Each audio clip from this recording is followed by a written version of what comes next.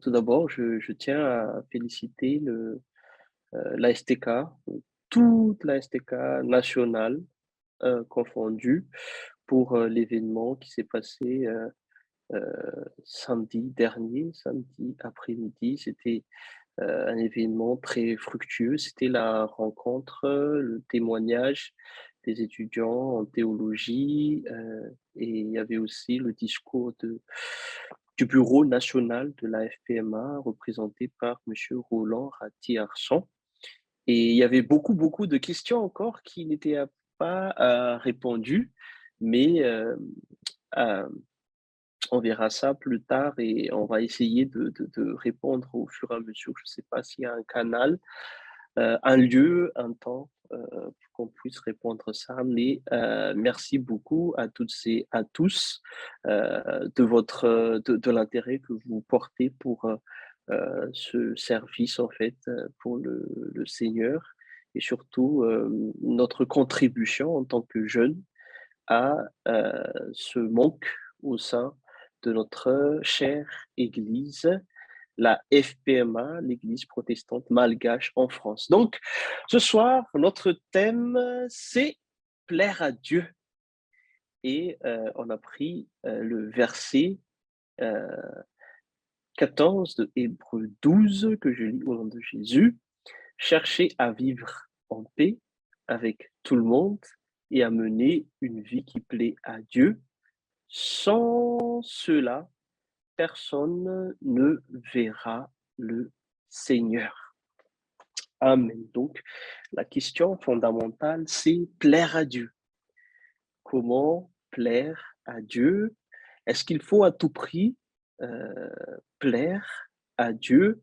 Il y a toutes ces questions-là, et si on regarde ce verset, chercher à vivre en paix avec tout le monde. Et nous savons que le monde où nous vivons, dans le cadre international, ne vit pas en paix. Ça nous fait écho en ce moment, vivre en paix. Et pourtant, on est justement dans un tournant où il se peut, mais on prie pour qu'il n'y ait pas la guerre qui se propage sur tout le monde entier. Donc, tout d'abord, si on regarde à premier coup d'œil ce verset, c'est chercher en paix et mener une vie qui plaît à Dieu. C'est le moyen euh, pour qu'on puisse voir le Seigneur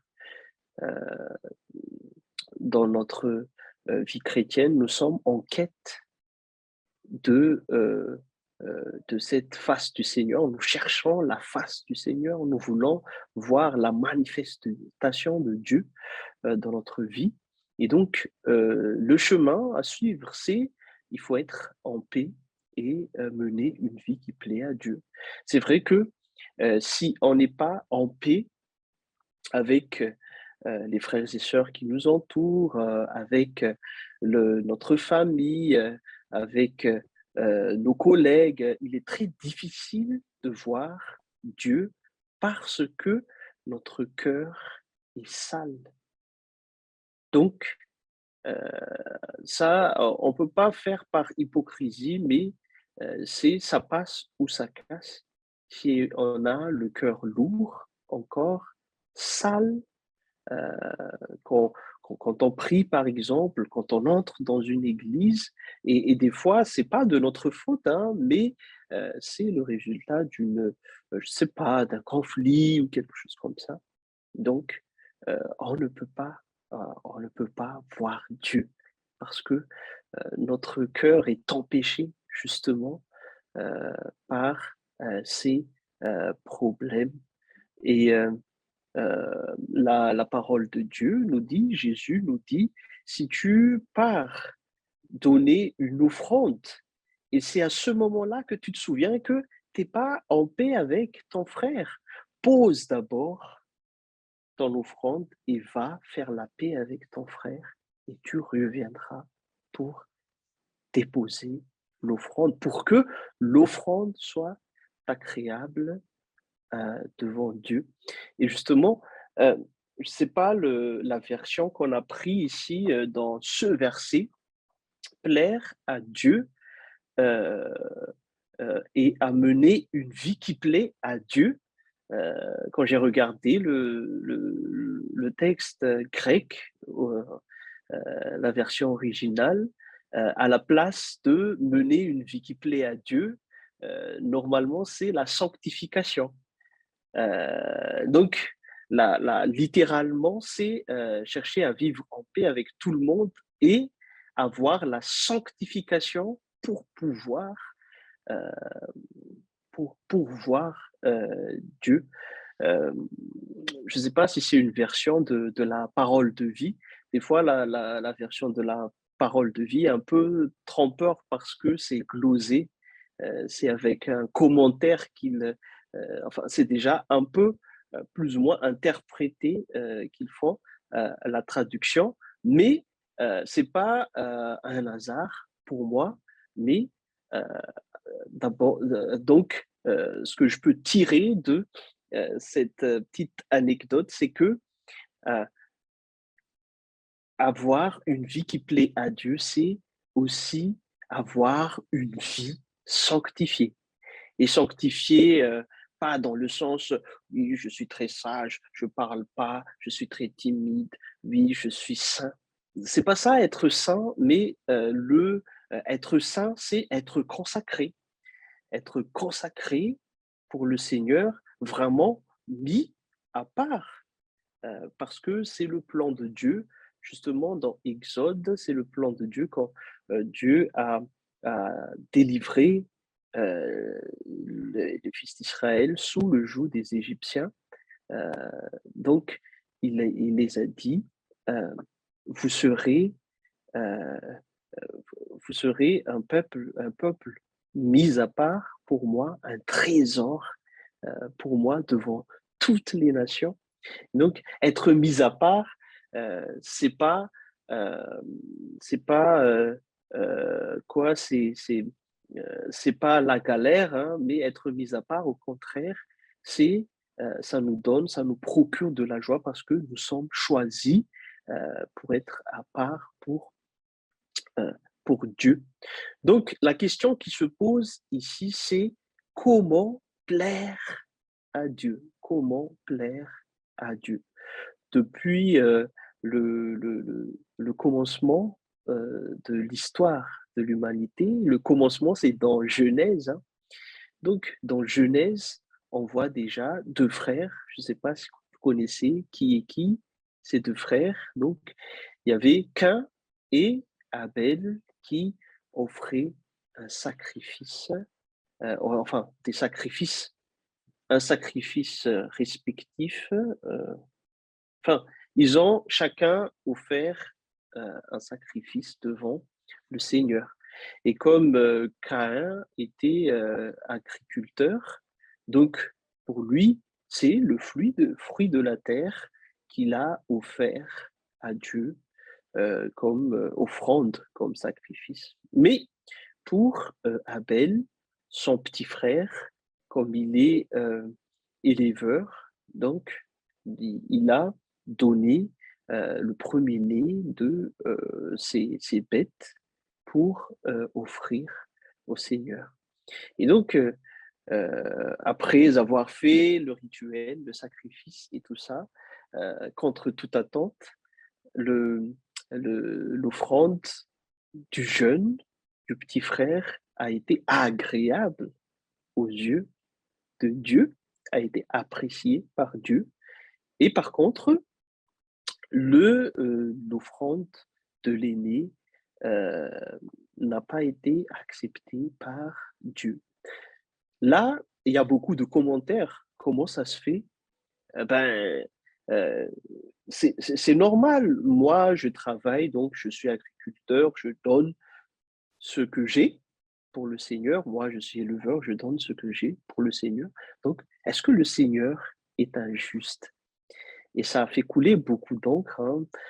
Une des explications, c'est que c'est parce que le petit frère a donné le premier-né, donc ce qui est important pour lui. Le grand frère a donné de sa récolte, mais on n'a pas précisé que est-ce que c'est la meilleure part de sa récolte, la première récolte ou quoi que ce soit. Mais ici, on précise que c'est le premier-né que Caïn, que Abel a offert pour le Seigneur. Donc, le, le, euh, Abel a donné de ce qui est le meilleur dans ce qu'il a. Et une autre explication aussi, hein, c'est que Dieu veut casser la logique humaine carrément, parce que Dieu est souverain, il fait ce qu'il fait. Et donc, si la logique humaine veut que ce soit l'offrande de l'aîné qui soit acceptée, non, Dieu peut sortir justement de cette logique humaine. Donc, pour vous dire que euh, depuis le départ, le commencement de la vie de l'humanité, c'est qu'il y avait déjà cette recherche à plaire à Dieu. Et le pire, c'est que ça a causé la première fratricide, parce que avec la jalousie, même si Dieu a donné la chance à Caïn de se repentir, de combattre le péché, lui, il s'est jeté sur son frère dans le champ et donc il a tué Abel.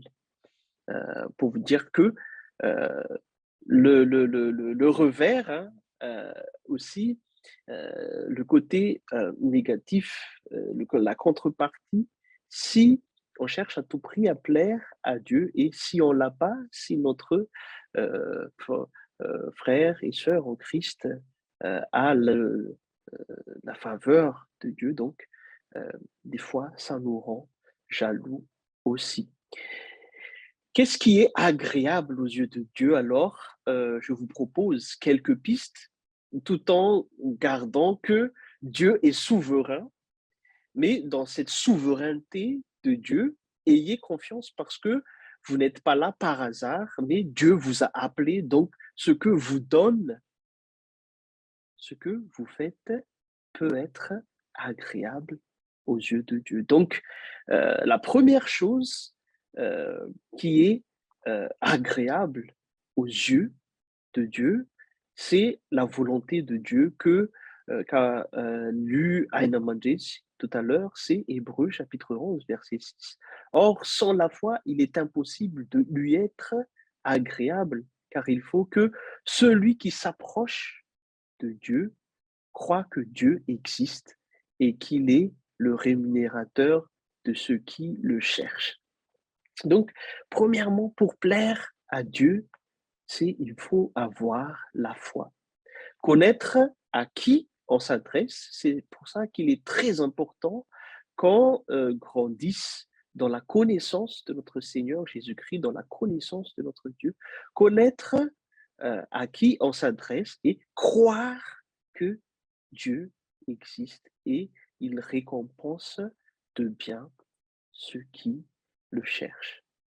Et ce qui est en accord avec cela, on saute directement sur notre verset, Hébreux 12, chapitre 14, c'est que euh, la conséquence de cette foi-là, la foi, hein, dans Hébreux 11, c'est là où on énumère les héros de la foi, les héros, mais pas les zéros, les héros de la foi, en faisant une sorte de historiographie, euh, je veux dire par là, en commençant par Abraham, ainsi de suite.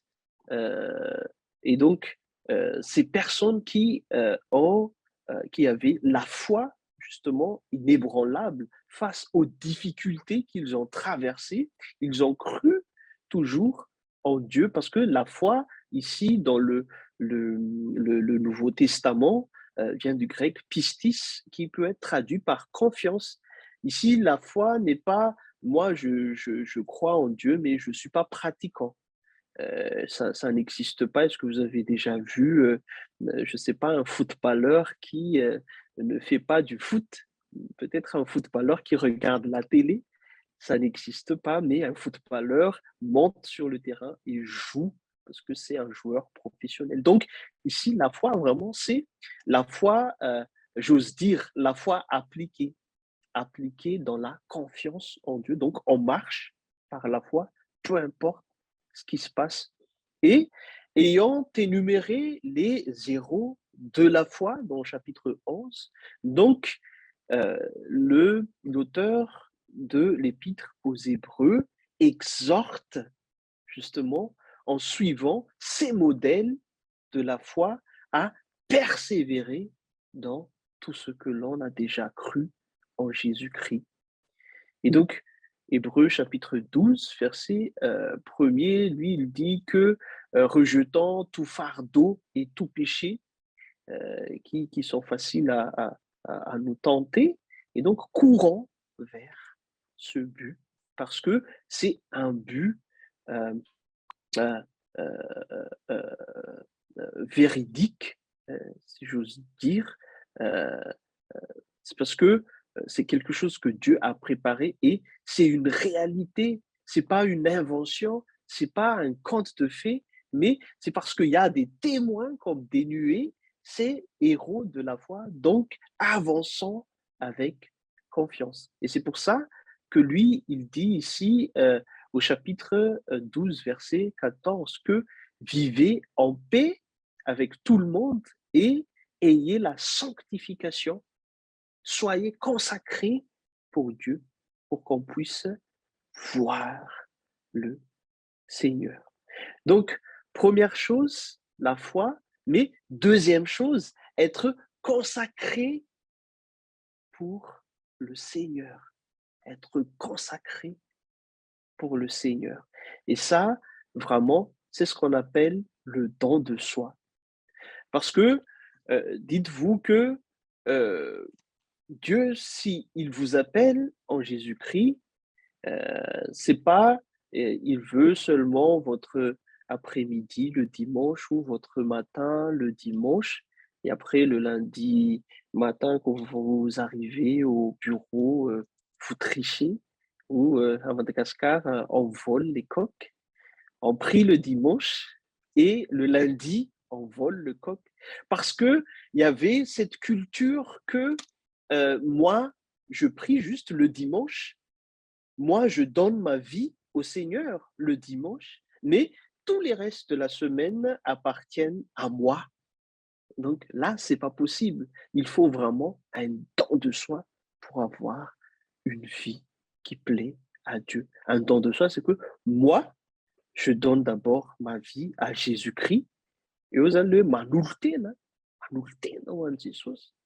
Manomboka eto dia tsy ny fiainako intsony ny fiainako fa Kristy no velona ato anatiko. À partir de là, justement, c'est il y a s'il y avait un mariage, on fait un mariage. Hein. Vraiment, c'est à partir de là, on donne sa vie pour l'autre.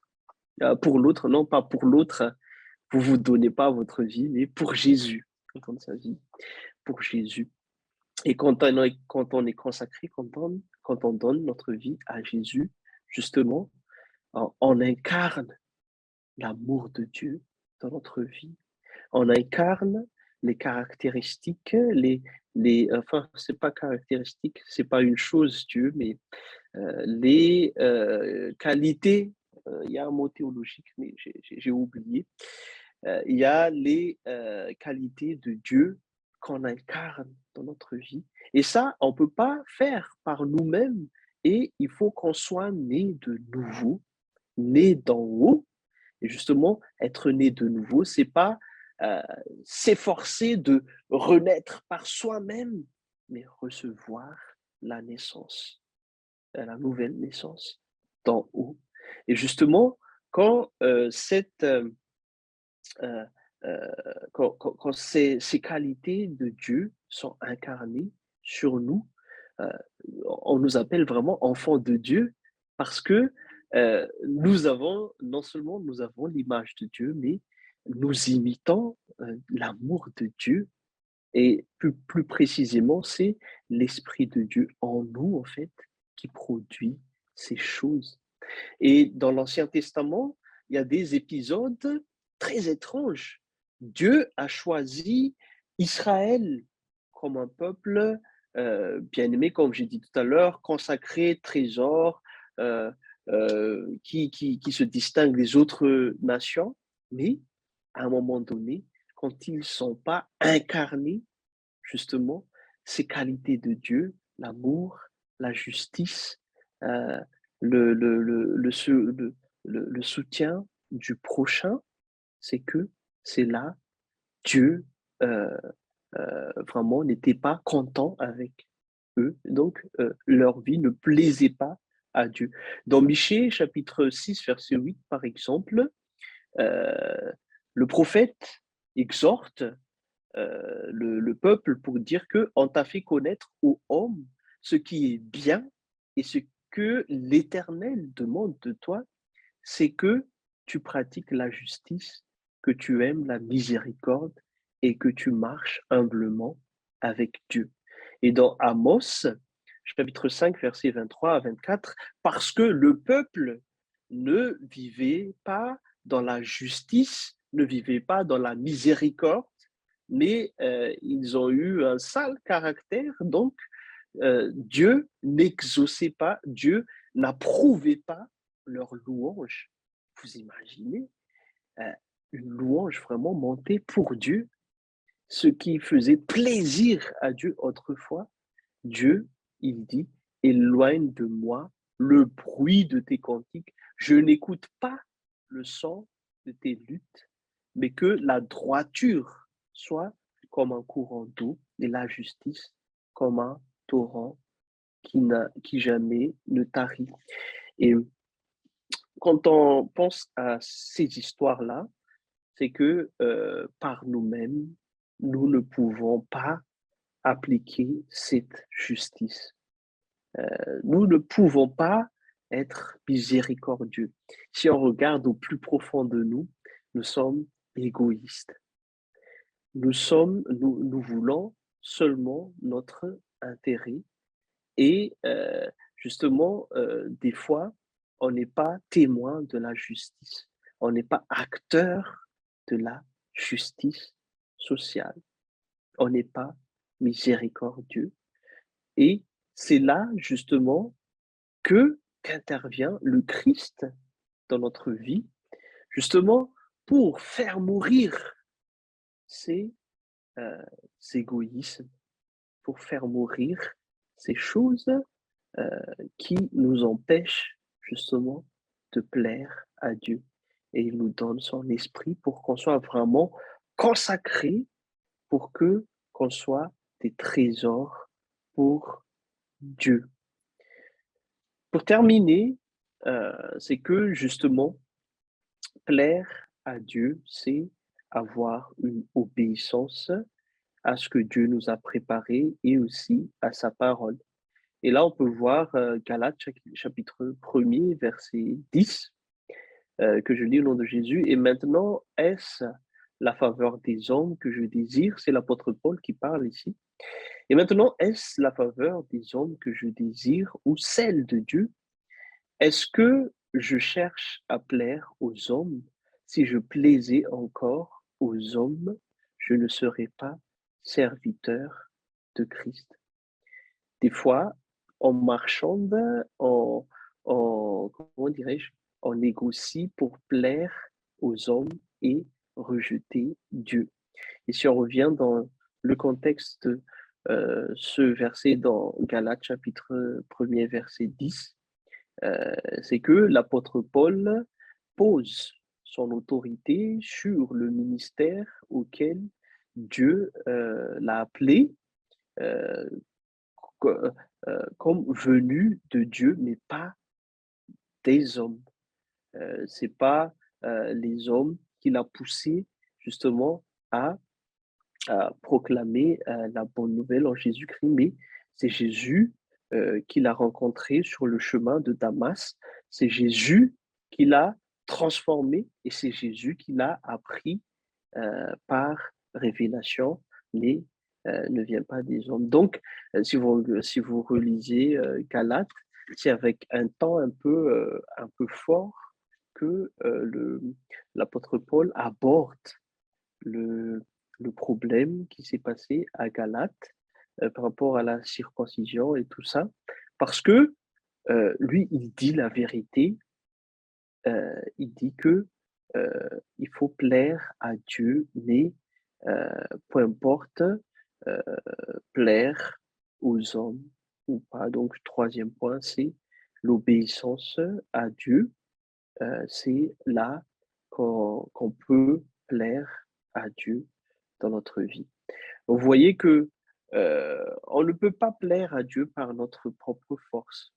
Non seulement Dieu est souverain, est-ce que ce qu'on va faire va plaire à Dieu ou pas? Ça, c'est une question. Mais surtout, il nous faut vraiment Jésus et l'aide du Saint-Esprit pour être consacrés et plaire à Dieu. Donc, voilà ce que je peux vous partager par rapport à notre thème plaire à Dieu. Et donc, je relis ce verset-là pour voir le Seigneur qu'on cherche à vivre en paix avec tout le monde et mener une vie sanctifiée. Vraiment, sans cela, on ne peut pas voir le Seigneur. Amen. Je vous invite à la prière.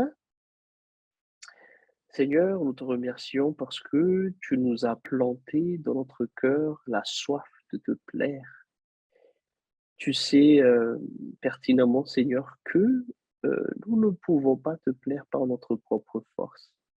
Mais le fait que tu nous aies appelés, ça déjà, ça nous fait procurer de la joie parce que tu nous as choisis et euh, euh, tu nous as préparé de bonnes œuvres, Seigneur, afin qu'on puisse te plaire. Et surtout, euh, nous te plaisons euh, parce que tu nous as sauvés et c'est là que tu nous as préparé une mission pour te servir.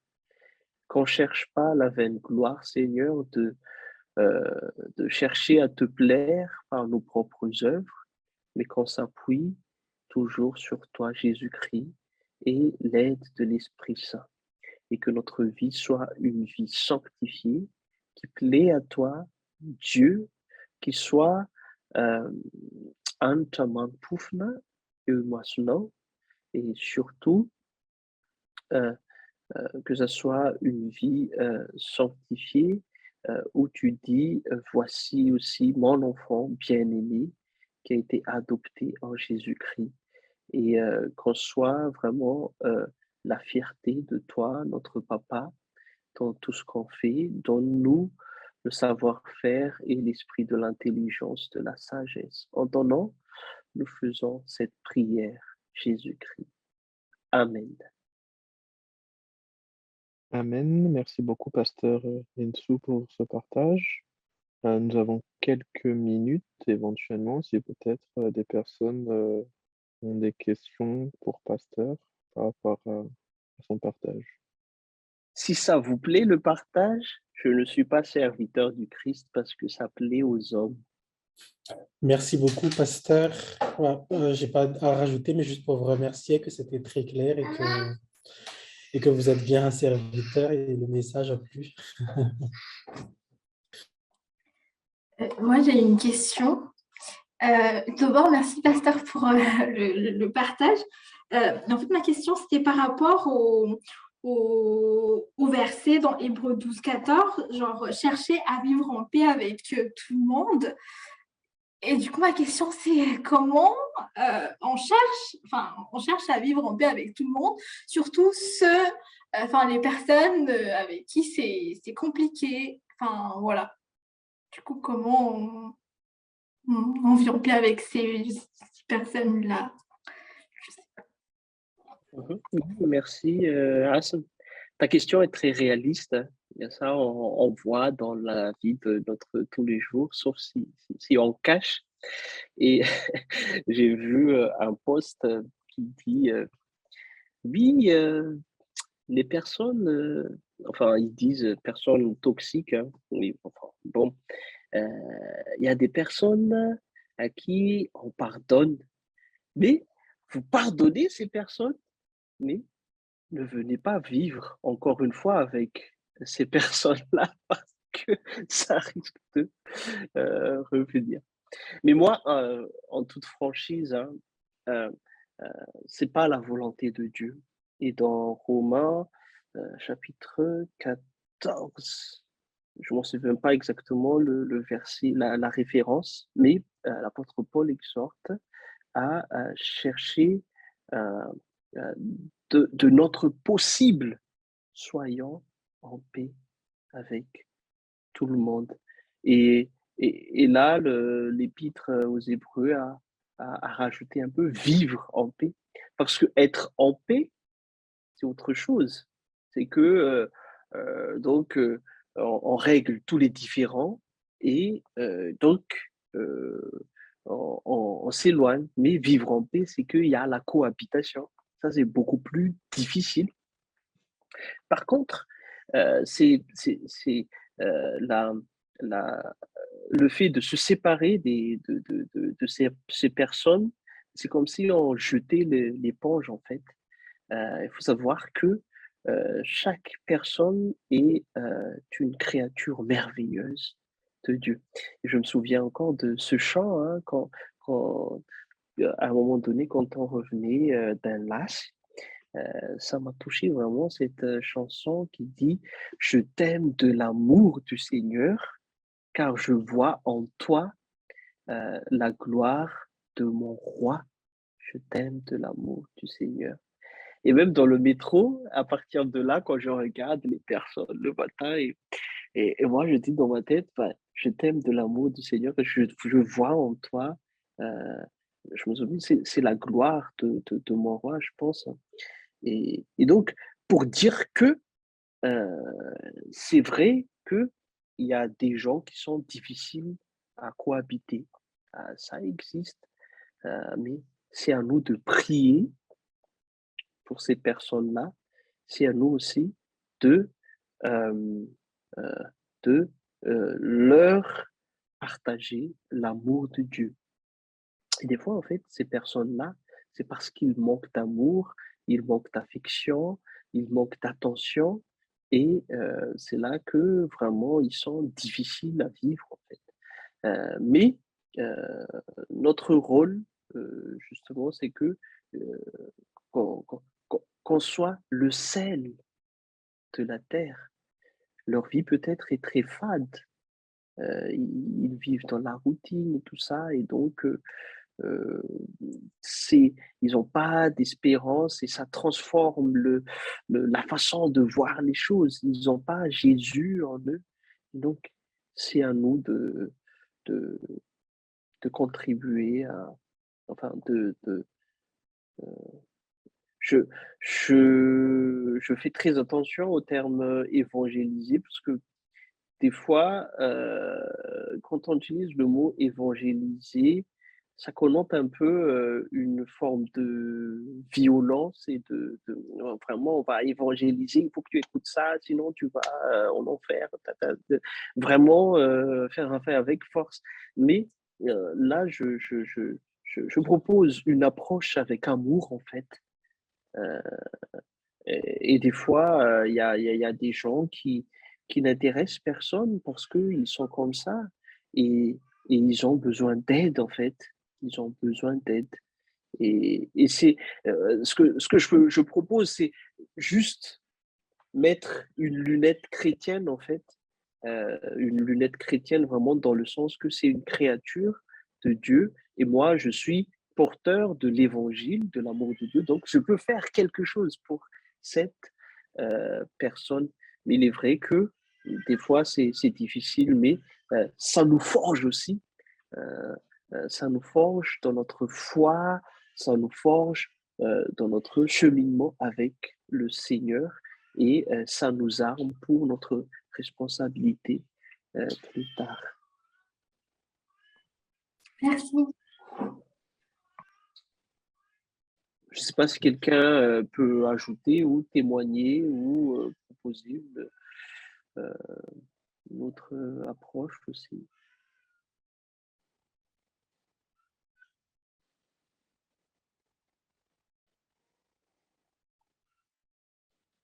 Et face, moi j'ai une question. Est-ce que je peux poser une question, moi? Vas-y, pasteur. Donc la question, c'est que justement parce qu'on a parlé de justice sociale et en voyant une vidéo sur Facebook, en fait, à Madagascar, il y avait une dame avec un enfant qui a été, euh, euh, comment on dit ça, fouillé. Enfin, il y a deux voleurs qui ont arraché son sac et tout. Et il y avait une grosse 4x4 qui est passée, mais qui ne s'est pas arrêtée. Ça, on est indifférent, en fait. Je ne sais pas si, peut-être si la voiture, la grosse voiture s'arrêtait, ils vont voler la voiture aussi. Ça, on ne sait pas, mais euh, ce qui est palpable sur ce qu'on voit, c'est que il y a l'indifférence. Et donc, la question, c'est que quand nous aussi, par exemple, si jamais j'imagine cette situation-là, devant un agresseur, il y a une fille qui est là, qui est agressée, et donc, est-ce que les garçons vont directement entrer dans l'action pour sauver la fille ou est-ce qu'on va appeler la police qui va arriver dans 15 minutes ou comment on fait en fait? Mais si jamais on entre dans l'action, c'est que on risque de parce que moi je suis un peu petit, hein. À l'époque, je faisais du Muay Thai, mais j'ai tout laissé ça comme des ordures, comme l'apôtre Paul a dit. Mais si jamais on est face à ces situations-là, comment on fait vraiment pour témoigner notre identité chrétienne en fait? Est-ce qu'on entre dans l'action? Si on se fait tabasser, est-ce que c'est si on se fait tabasser avec la personne agressée, c'est ce qu'on appelle porter aussi le fardeau de l'autre en tant que chrétien? Enfin, je sais pas, je vous pose la question. S'il y a quelqu'un qui peut proposer, évidemment. Enfin, c'est une réflexion, hein, beaucoup plus que de demande de réponse.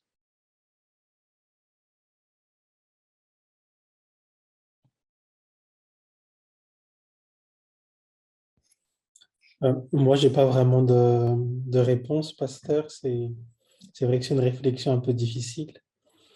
Euh, et j'avais une petite réflexion par rapport à la question de Hassan aussi. Peut-être que ça rejoint aussi la question de pasteur. Euh, Au fait, Paul, il nous compare en Romains à une branche sauvage qu'on a coupée et qu'on a mis sur l'olivier de Dieu, sur l'olivier qui n'est pas sauvage. Et l'image, elle est très parlante puisque du coup, lorsque la branche sauvage est attachée à- au vrai arbre, au fait, c'est la sève de l'arbre qui va nourrir la nouvelle branche. Et du coup, c'est l'eau qui coule dans l'arbre qui nourrit aussi la nouvelle branche. Et nous, lorsque nous sommes arrachés du monde et attachés au Christ, c'est le même esprit qui nourrit le Christ, qui nous nourrit aussi. C'est le même amour qui coule dans le Christ, qui coule en nous aussi. Et je pense que c'est une piste qui nous indique comment aimer tout le monde. C'est justement d'être de plus en plus attaché au Seigneur et pour que l'amour qui coule dans le Seigneur coule en nous aussi. Et peut-être que ça nous aidera le jour où quelqu'un sera agressé à côté de nous et que le Seigneur nous dira qu'est-ce qu'il faudra exactement faire. Merci, Anna Modeste. Oui, la question se pose, si Jésus était à ma place, il aurait donné l'autre joue. Non, mais c'est vraiment c'est la question qui se pose, hein. Si Jésus était à ma place, qu'il aurait fait? Ça rejoint aussi la question de Asma. Merci, Anna Modeste. On va avancer peut-être. Oui, merci beaucoup, pasteur. Merci, Aïn, également. Et bah, que cette réflexion, de toute façon, puisse, pour chacun, même si on ne donne pas une réponse concrète, bah voilà, qu'on puisse y penser même après la cellule de prière. Du coup, gloire à Dieu. Encore merci, pasteur, pour ce partage. Et je laisse directement la parole au Bureau national de la STK pour les annonces.